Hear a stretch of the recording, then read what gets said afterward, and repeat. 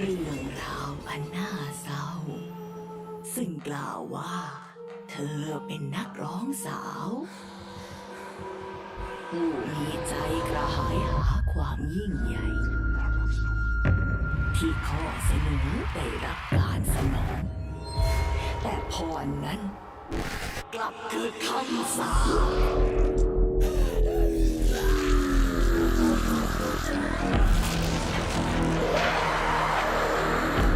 ปร่ำลือกันว่าเสียงของเธอยังคงอยู่ร้องเพลงในยามราตรีหิวโหยชั่วกันละอวสานได้ยินกันหรือไม่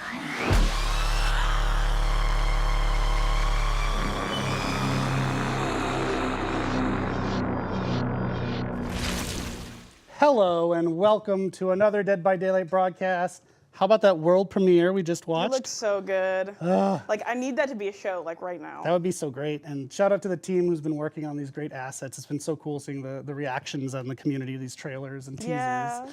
And the testimonials, so cool. Yeah, the testimonials were so good. So we love all of our licensed chapters, obviously, here at Dead by Daylight, but we have a special affection for our original chapters, and that's what we get to talk about today. We've got a brand new killer and a brand new survivor, made fresh from scratch by the team, and it's quite gory. Very gory. I would say very gory, yes. Almost too gory, but hey, we lean into it. I feel like they just hit the perfect gore mark with this, and we're calling it Sinister Grace.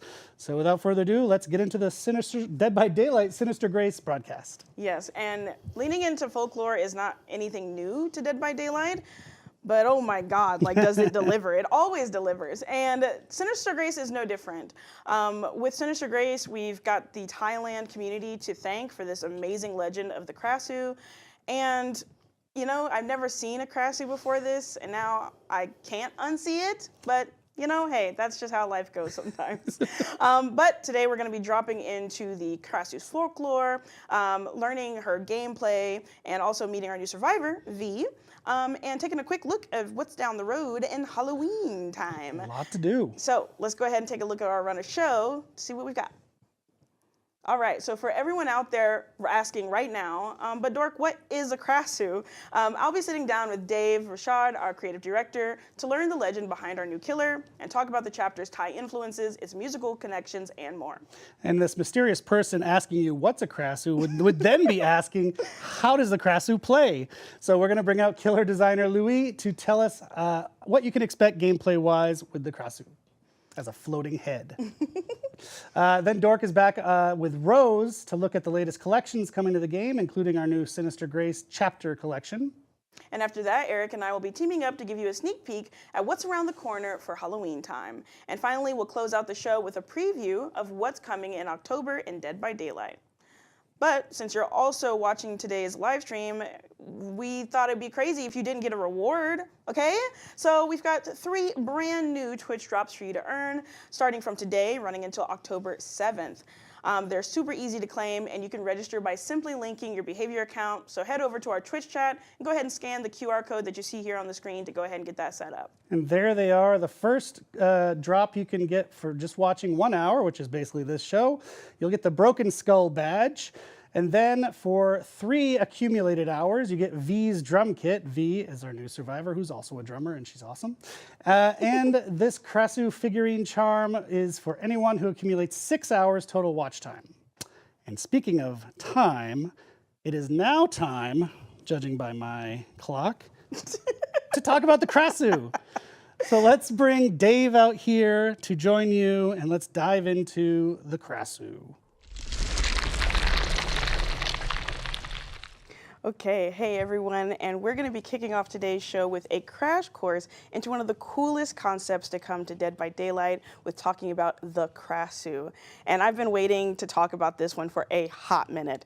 So, who else better to talk to me about Sinister Grace and bringing in the Krasu into the fog than our creative director, Dave Rashad. Hello. Thank you so much for joining me. Oh, absolutely, a pleasure. First time in the studio as well. We have an amazing big pallet table here. With built-in coasters? Yeah, it's incredible. It looks so heavy, like it would stun the killer for 2 minutes. It would like throw him out of the realm. Yeah, and we'll be talking about some of my favorite subjects: gore, guts, entrails, blood. Absolutely. Gore, lore, and more. Yeah, it's great. Okay, so this chapter draws a lot from Thai folklore and really puts all of that into the realm of Dead by Daylight. So can you tell us why the team keeps coming back to Thai folklore, or folklore in general? In general, yeah. I mean, folklore is a incredible source of inspiration for creating these monsters in these chapters.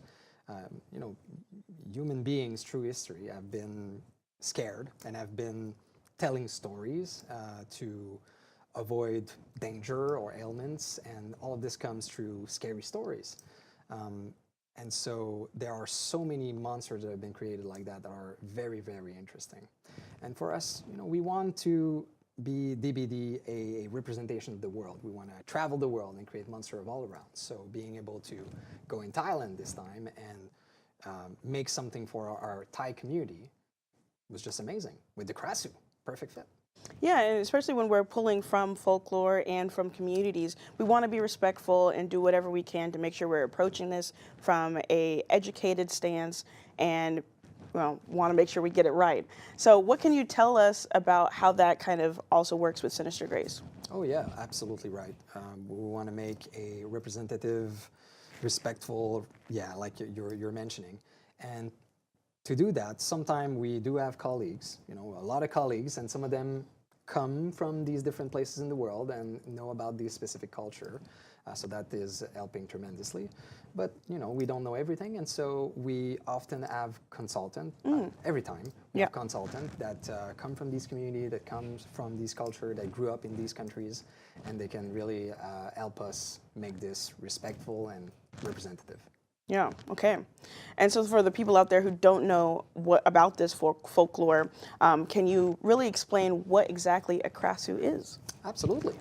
So the Krasu is a perfect fit for Dead by Daylight for many reasons that we'll see.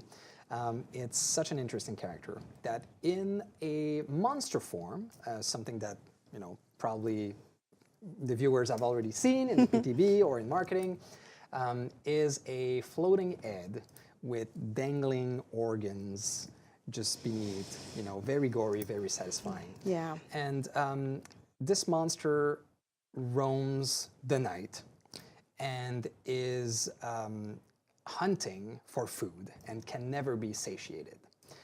So they will eat carcasses, corpse, trash, and of course they'll hunt also human beings to get fresh meat. And all of that is because of a curse. Because originally, and when day comes, the Krasu is a normal human Thai woman that walks amongst the, you know, the others in the community. That's what makes it extra scary. Because you never fact know. that the monster is, is roaming around. Yeah. Okay. So speaking of that, like, what's the story behind the Dead by Daylight version of the Krasu? Because like you said, it's during the day, they're one thing, during the night, they're another. So how does that work in our world? Yeah, absolutely. So, of course, for the gameplay reason, we had to take make some twists around the Krasu so that the power would work accordingly in the game. So we really wanted to be as faithful as possible, but respecting these metrics of the game. So, of course, being able to be a normal woman and being able to potentially fool the survivors from afar, or at least be able to transform into the Krasu and, you know, split open like a overripe blister was of course super important and for us. And we can't wait for the day and the night cycle in DBD. That makes no sense. So the player will be able to switch between the form, which have different gameplay component at any time they want. Okay. There's a lot of power in the player's hands of kind of how they want to go about the trial. That's awesome. But with that in mind, what did we have to adapt from the folklore origins to fit into Dead by Daylight? What's interesting with the Krasu is that it is a type of monster. It's not a unique monster, right? So a bit like a werewolf or a witch. It can be multiple of them.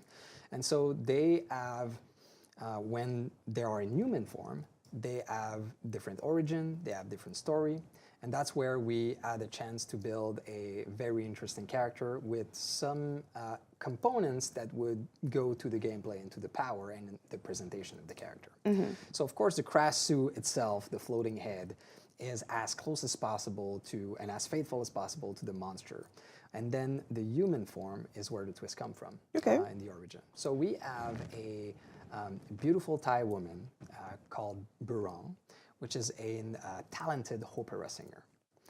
And she, because of hubris, wanted to be the best, wanted to be much better than she were. And she made, because of this greed, terrible decision that led her to have the curse of the Krasu. And so she starts transforming and roaming around. And really there's this duality. She has both of these beings, you know, as part of her now. And of course, we've been talking about the killer coming in and the Krasu, Burong, amazing, chef's kiss. But now I want to hear about the survivor. So what's going on with our survivor that's coming into the fog? Yeah, so she's called V, and she's also Thai. And we built her mainly around one central theme. She is a drummer. So lots of energy. You'll see her in the lobby, you know, like me, tapping and playing with the drumsticks.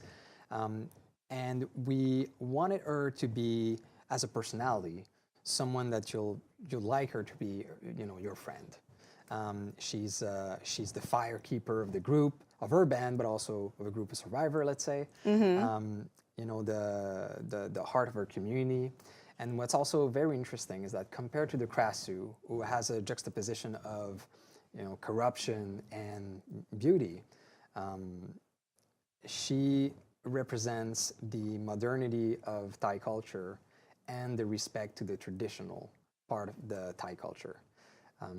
As in their music, in their band, they are using both modern, contemporary, global instruments, you know, like a drum set, but also some traditional instruments. And so this translates in her music, but also in how she is portrayed and how she acts. Okay, so what is her connection with the Krasu? Yeah, so obviously they're both musicians, so that was a central theme. What's interesting about V and her band is that they use sampling. They use sample of traditional artists in Thai culture. And so we've imagined that she finds a recording of Burong's voice. And that voice used as part of, you know, our music is what wakes up the curse and brings the entity to focus on them. Okay. Just goes as a lesson. If you find something, just leave it alone. Yeah, just there's put it down. Cursed tape, cursed sampling, cursed movies. There's cursed everything. Put it back where you found it. Just go to bed and sleep. Yeah. Okay, so following up with what we mentioned earlier, kind of talking about the music and how it pertains to this chapter, was there any other ways beyond the story that music does really play an integral part in this chapter? Absolutely. So let's start with the Krasu. So there is this important duality, like I mentioned, that we wanted to show, and we've used audio and music to be able to do so. So a lot of traditional instruments and the opera singing have been used to create this creepy, you know, music, chase music, but also lobby music as a set here. And what's interesting is that in human form, so we have the talent of two different artists for the voice of the Krasu. So we have Burong, who's acted by a Thai opera singer. So you'll hear her sing, it's beautiful, it's harmonious, and it shows off that, you know, normal state. Yeah. And then as a Krasu, we have another voice artist that is a metal band singer, you know? So really a metal voice that was purposefully used to create that dissonance, that, you know, cursed and corrupted sound that the Krasu has. And all of this is in the game as well. As you're transforming in between the two forms, that voice change, that identity changes, and you really feel that corruption. All right. Well, in the early days of this killer, I know like you guys have described it, and you unfortunately talking about the blister, and but was this, I mean, this is one of the goriest killers we have. It's historic. But was that always the goal, to be as gory as possible? Yes, for the Krasu for sure. As when we've seen the design, when we've seen the drawings and what it is, we're like, yeah, okay, we need to push ourselves to represent this properly. But also, it is something that the team wants to do, is to evolve our style, our mechanics, our representation of blood and injury and gore and whatever it is. And so every chapter we strive on updating something or pushing ourselves. And so for the Krasu, it was obvious that one of the pillars was, let's make our gore better than it was. And we're not going to stop there. There's probably going to be something gorier in the future. Yeah, and I think players are going to love it regardless, whatever we come up with, especially if it's gore. Like, it seems to be doing really well. Absolutely, yeah. We know. We know. Well, thanks so much again, Dave, for joining me on the couch to talk about Sinister Grace and Burong, the Krasu, and V, our survivor, coming into the fog. It's been a joy to talk about blisters and harmony and disharmony. I've really appreciated the time. Awesome. Thank you. Yeah, this was fun. So next up, we're going to have, joining me on the couch, Louis, to talk about everything you need to know, or not me, Eric, to talk about everything you need to know when it comes to the gameplay of the Krasu. So stay tuned.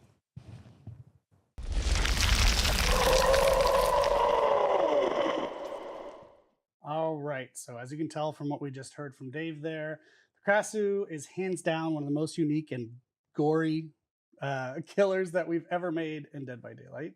So there's a curse, there's transformations, there's guts, projectile things. In case you're eating, I won't ruin it for you, but what's not to like about this character? Right.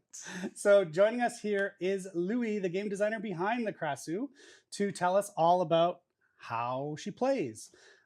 So we got a lot to dig into. Welcome for joining us. Thank you for joining us on the show.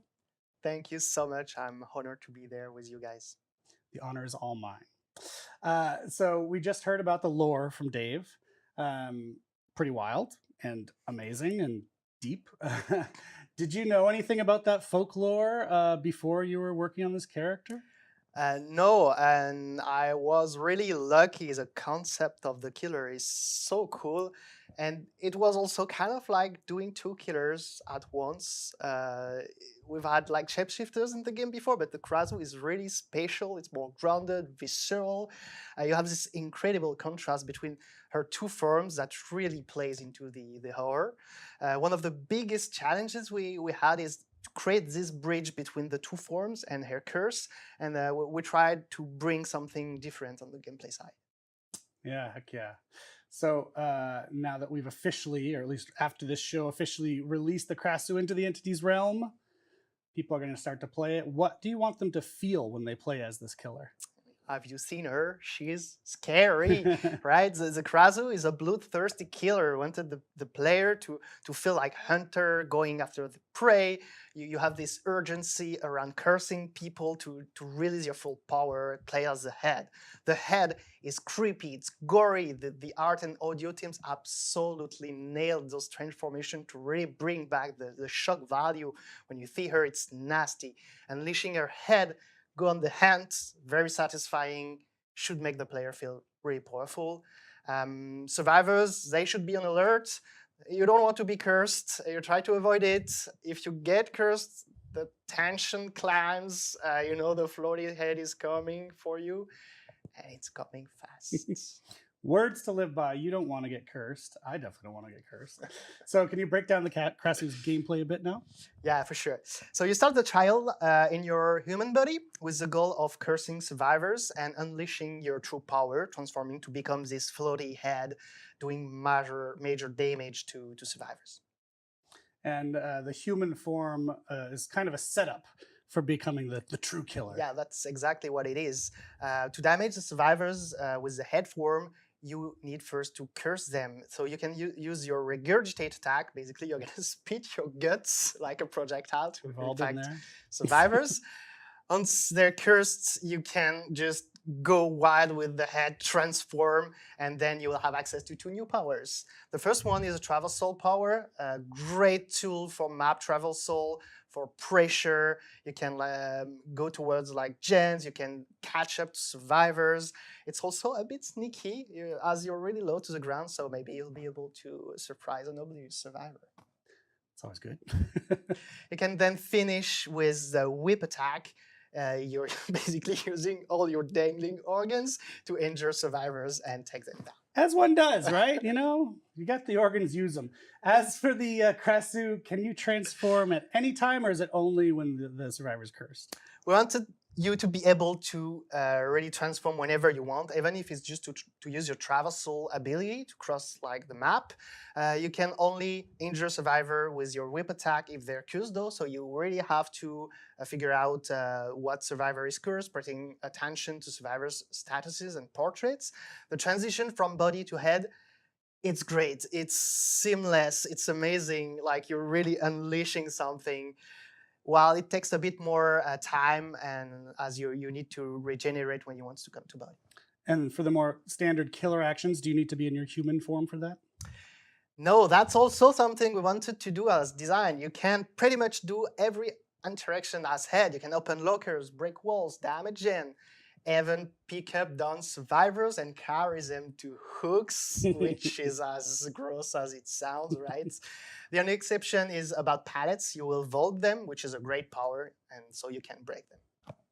Also, we have opted for this third-person view while you're in head mode.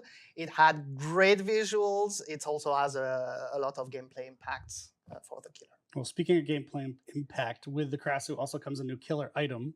Why don't you tell us about that? Yeah, it's a glowing fungus. So we're looking for an interesting system to get rid of the curse for survivors. And we were using this glowing mushroom to help survivors cleansing the curse. So basically they will be able to gather them and eat them to remove the curse over time. There is a little twist though on this killer item. Most of the time you're cleansing everything at once. Here it's not the case, you are cleansing over time, so you stay in the danger zone because while you're cleansing, the killer is still able to damage you as head. So there is a little game between the survivor and the killer before like the cleansing is it's done completely. Get clean, folks. That's what you got to do. So finally, to close things out, any tips for killers playing as Krasu or survivors trying to survive against Krasu? So as we said, for the killer, you have to curse your survivors to benefit from the maximum damage as a head. Your projectile also will splatter off the walls. So the regurgitate in body mode is the best way to curse survivors. You can also try to aim them at generators or from the ceilings for some surprising effects. Don't do it on the ground though, it will not splatter. Don't forget about your traversal mode, really powerful tool as well. And yeah, experiment with the whip. Turning while using it allow you to go around some loops. And also keep trying. This killer might be a bit tricky at first, but she's super rewarding. Once you get the hangover, you're gonna do great. So I like that. You can be a good life coach. So how about for our survivors? Don't underestimate mushrooms, as we talked about them.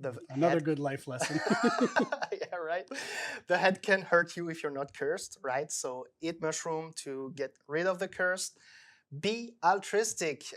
Yeah, Dead by Daylight is a team-based game, survivor side, so you can drop a mushroom for a survivor you unhook. This way they can get rid of their curse.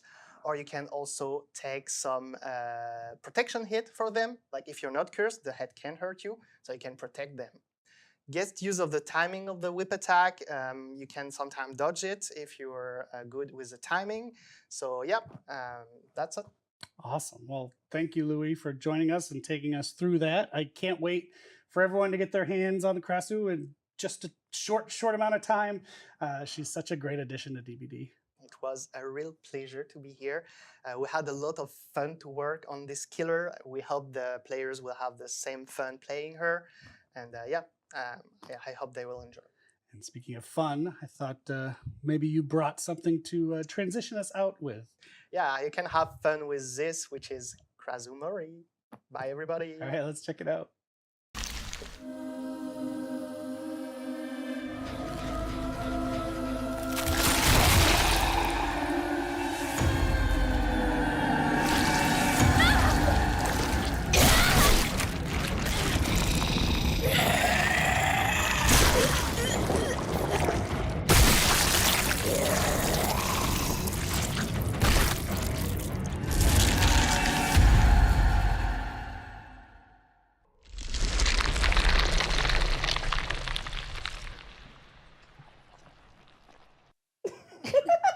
Okay, so now that you've heard all about the Krasu, it's time for us to talk about upcoming collections.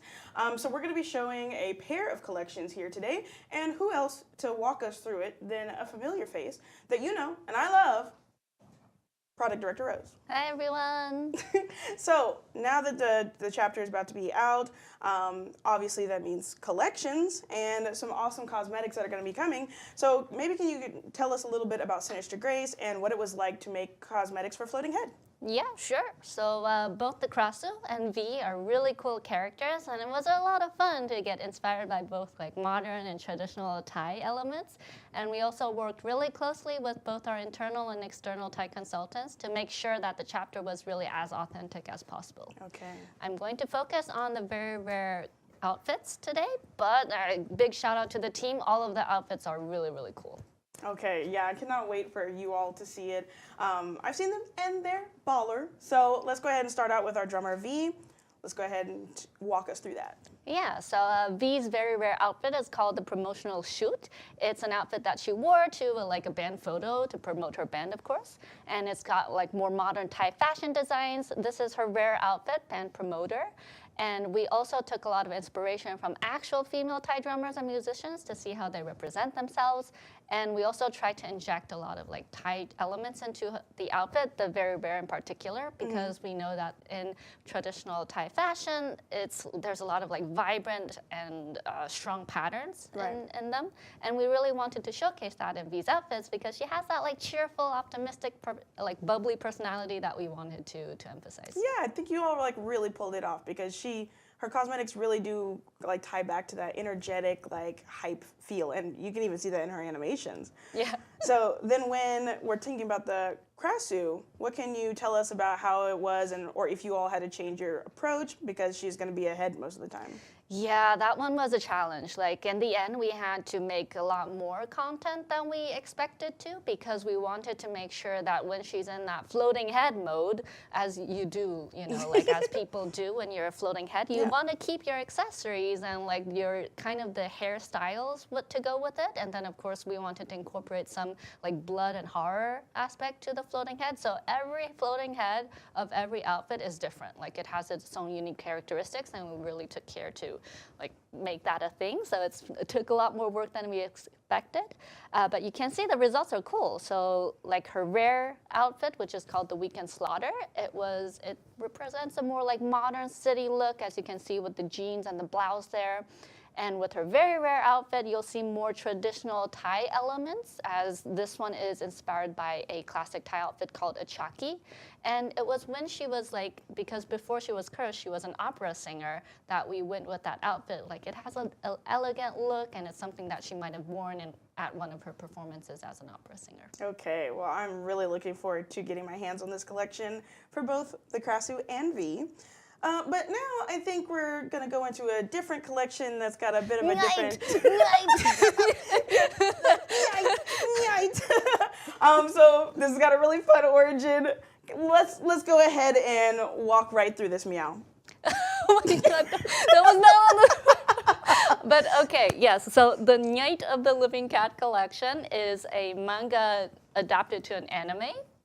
Night of the Living Cat. It's actually just finished airing, and we are bringing it as a collection into Dead by Daylight.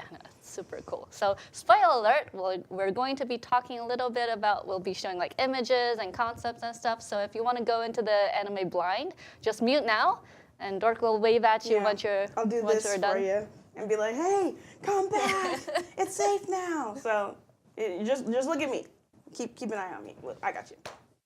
All right, so since we wanted to make sure we didn't, let the cat out of the bag prematurely, Go ahead and set this up. Let's set the stage. What's going on here? Yeah, so in this anime, the premise is that there's this pandemic going on, and people are afraid to touch a cat, which doesn't usually happen, right? Because in this anime, when you touch a cat, you turn into a cat. And that's a problem?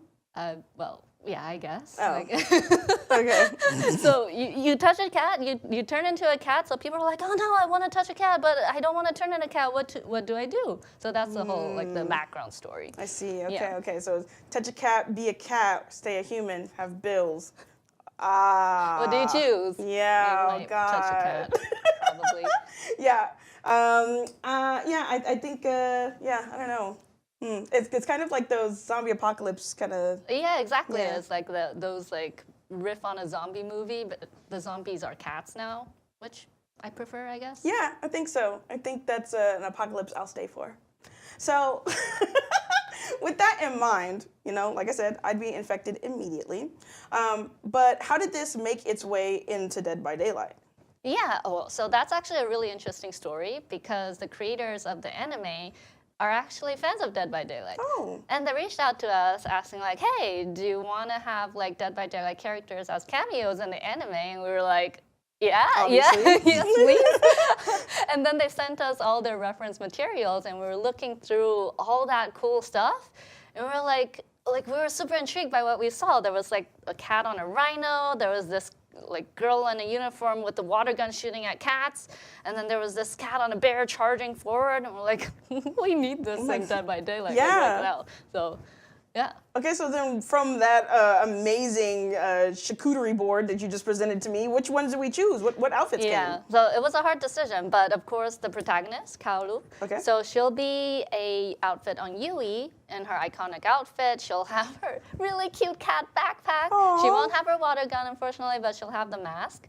And then my favorite is a visceral outfit on the Oni. So visceral means he has his own unique mori. Okay. And it's the cat on bear, and the outfit is called Murderous Grizzly. Okay. And the thing that really makes this probably one of my favorite outfits on DVD is that the team really went the extra mile and they created, like, you know how Oni gets those rage VFX when Yeah. he's like in his power mode?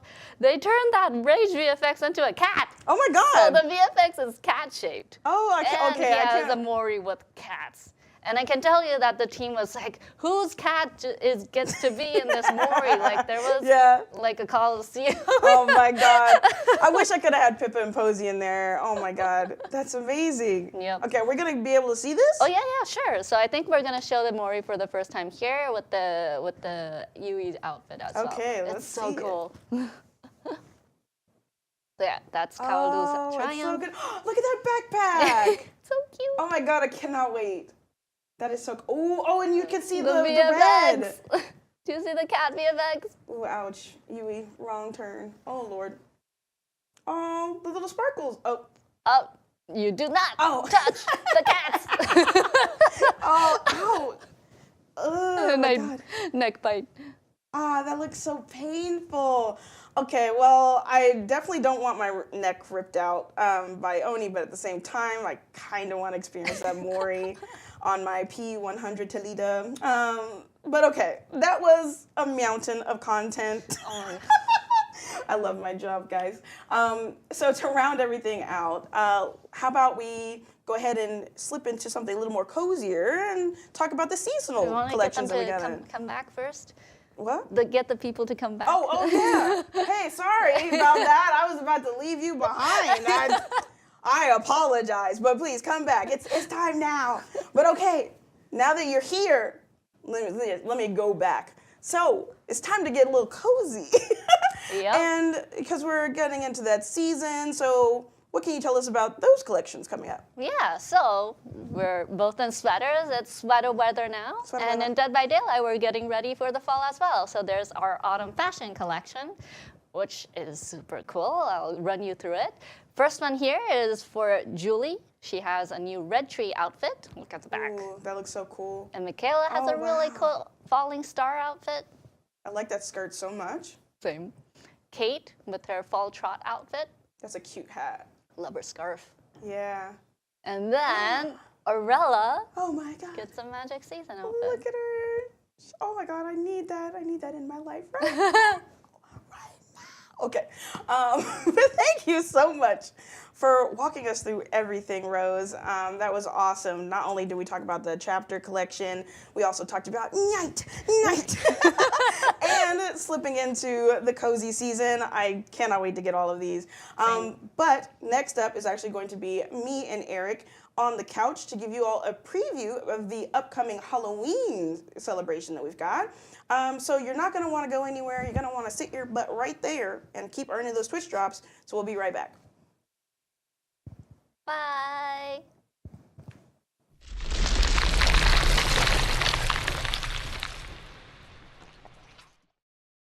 So Halloween might still be over a month away. I know I've already gone costume shopping. I don't know if you have. Yes, I have.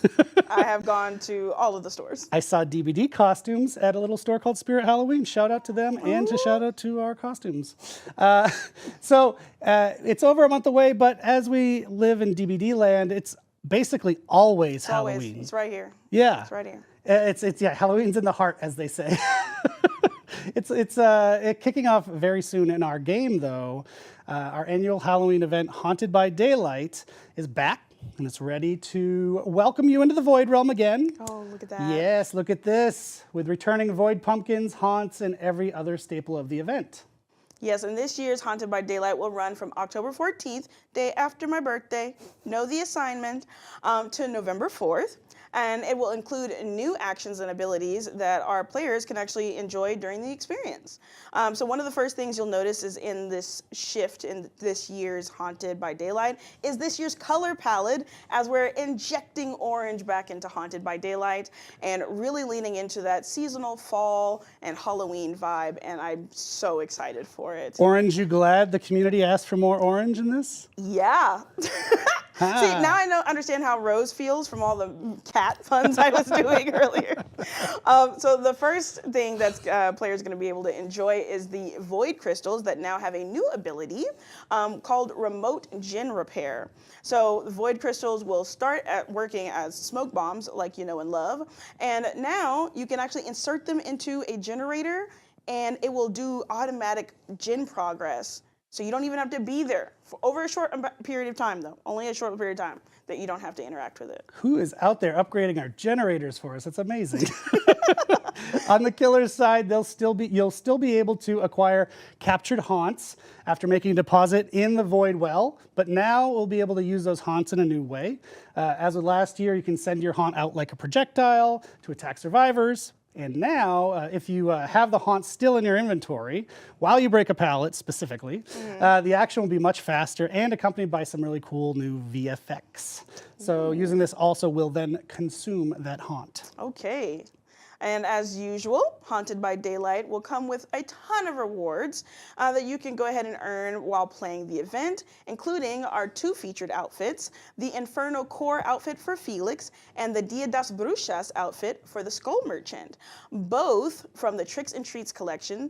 But now, that's all we have for our Halloween celebrations. So let's go ahead and look at what's coming in October. Because we still got more. So outside of the Haunted by Daylight event, another great image. Thanks to the team for that. Look at so that. Cool. Oh my God. We've got a bunch of other cool content coming that's over the course of the month of October. Let's start with on October 7th. We will be celebrating the return of sweater weather for people who aren't me and I'm constantly on fire with our brand new autumn fashion collection, as well as us launching the Reverence Rift at the same time. That includes an amazing theme you want to keep an eye out for. Then October 14th, we'll bring some great new additions to the Tricks and Treats collection ahead of Halloween, alongside the kickoff of our Haunted by Daylight event that you just heard about. Yes, and on October 21st, the Walking Dead collection is getting a little bigger and a little brighter, with Maggie Reed joining the crew as a legendary outfit for Michonne. Yes. That'll be followed by a very creepy new addition to the Days Gone By collection on October 28th. And finally, we're closing things out on the right note with Halloween, with new outfits in the Hallowed Blight collection releasing on October 31st. Hell yeah. And am I right to remember there's a birthday for you in there somewhere? Yeah, mine's in there somewhere on the day that you see the clown. I hope that's not a subtle message from one of our artists. So a few other notable October dates, and one that's really near and dear to me and Dork, October 18th. If you don't know, we call this DBD Day. DBD Day was created by our Japanese community, and it has grown every year. It is now an official day in Japan, and we celebrate it across the globe in the game. So we're doing that this year. We're bringing those celebrations into the game with a series of DBD Day quests you can complete to earn rewards. So keep an eye out. It's going to run from October 2nd to the 20th. Okay, and on October 17th to the 19th, Dead by Daylight will be attending Gamescom Asia. This year's event is actually taking place in Bangkok, if you could believe it. So what better way to celebrate the release of Sinister Grace, our amazing Thai chapter, than going to Thailand? I can't think of another way. Well, we are not going to Thailand. Yeah, oh yeah, that's... Our teammates We're are, not though, going to the Thailand. lucky ducks. Yeah. So, if you're in the area, why not come out to the booth? We're going to have an amazing booth inspired by the chapter. So come and meet the team. Yeah. You won't meet us, but No. still, there's people Next to see. time, maybe. Yeah. Let's Yeah. do this again. Let's do this again with my work permit fixed, because I've missed 6 events so far. Okay. You know what? I'm going to throw out there while we're here, shout out to the Thai community. Yeah. Obviously, this chapter takes place in Thailand, and we have an amazing Thai community, especially in Yeah. Facebook. So we actually dropped a lot of our things to them before anyone else got to see it. It was really special. I'm glad we got to do that. I would love to meet some of you in person. Hi, camera. That's you, Thailand. Hi. So we'll have more on everything that we've just covered rolling out over the month, so stay tuned. And that's it for today's show. Thank you as always for watching, and I hope you enjoyed the latest round of Twitch drops, which should start rolling out just about now, actually, for the first hour. And if you like the idea of a floating head with drippy, dangly, bloody organs following you around, this chapter is probably for you. Dead by Daylight Sinister Grace comes out right now, essentially right after this broadcast, 12 p.m. Eastern Time. So go check it out. If you're on Switch, it comes September 25th. And we'll be back soon with lots more of content for our community. So see you in the fog. Enjoy Haunted by Daylight once that comes around. Thanks for tuning in. And that's all the things I would definitely say if we didn't have more content for you. But we do. But this content is going to be non-DBD focused. So if that's not your focus, see you later. It's okay to go. It's okay to go. With Yep. no hard feelings. I won't cry that much. But if you'd like to stay and have an open mind and want to see what we're cooking, we'll have someone from the publishing team of It Has My Face, Nathan Sellen, to join us here on the...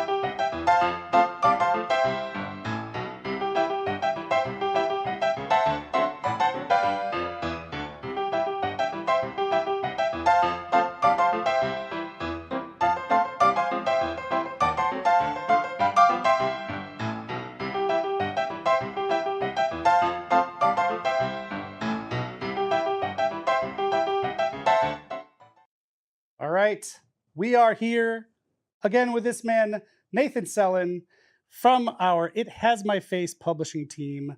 We wanted to have him back on the show because he's got an update to share. Yes, I'm super delighted to announce that It Has My Face is out today. It has your face today. It has my face today. Anyone who wants it to have their face can check out our early access launch right now. On Steam, how much are we talking here? On Steam, $9.99. Easy. Yes. Should be readily available to anyone who wants to give it a shot. Very accessible price point. And yeah, we think this is just a really interesting change of pace type game. And to be clear, so we had Nathan on before, or maybe you didn't see that part. This is not a game we are developing here at Behavior. This is something that we're publishing, which is a pretty strong difference. That's right.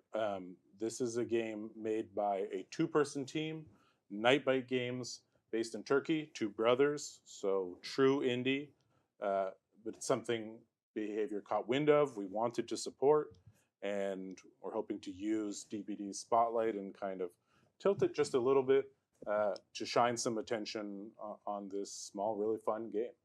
But Behavior is only publishing, we're not involved in the development. Right. So give some love to the Nightbite guys. It's on early access on Steam right now. And I think if you want to see a little more of it, we've got a trailer that Nathan's brought. That's right. We talked about the gameplay last time. It's a roguelite, FPS, pixel graphics, but we wanted to sort of highlight with this trailer, the release trailer, a little bit more of the horror behind it, some of the narrative elements. So yeah, this is our release trailer. We're super proud of it. Cool. Let's check it out.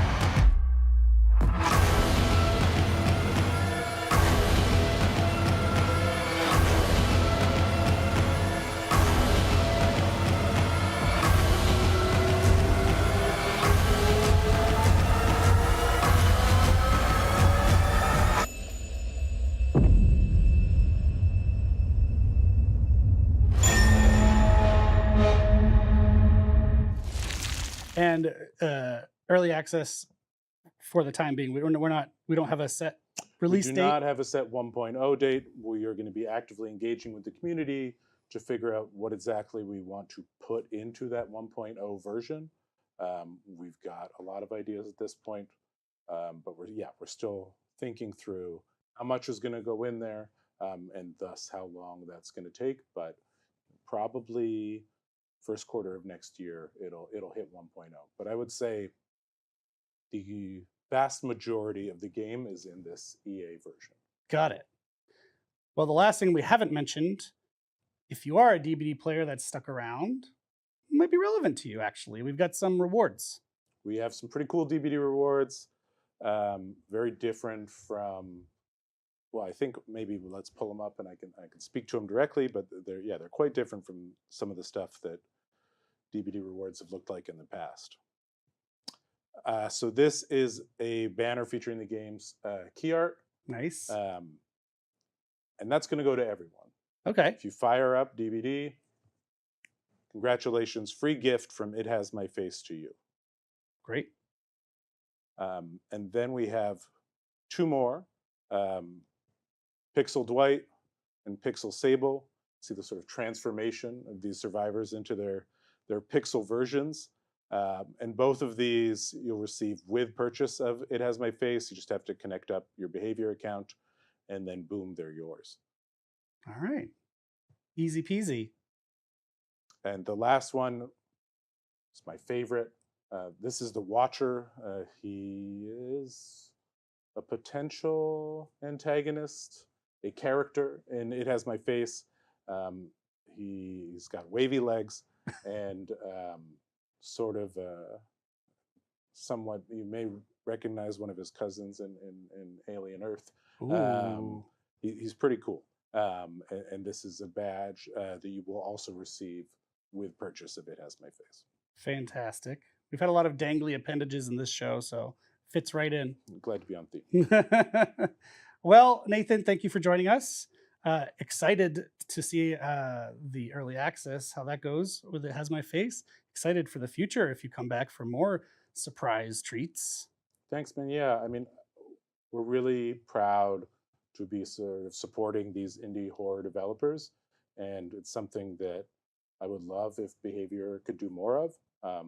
And I hope you DBD fans, who I'm sure are all still here, would like to do that too, because it's a really cool game, and we want to bring more games like this to you. Awesome. So we'll wrap up. It Has My Face. You can get it on early access right now on Steam, $9.99 US. Let us know. Let the team over there know what you think of it. and get those DBD rewards. Why not? Thanks, everybody. Thank you, Nate, for joining us. We'll see you next time, folks.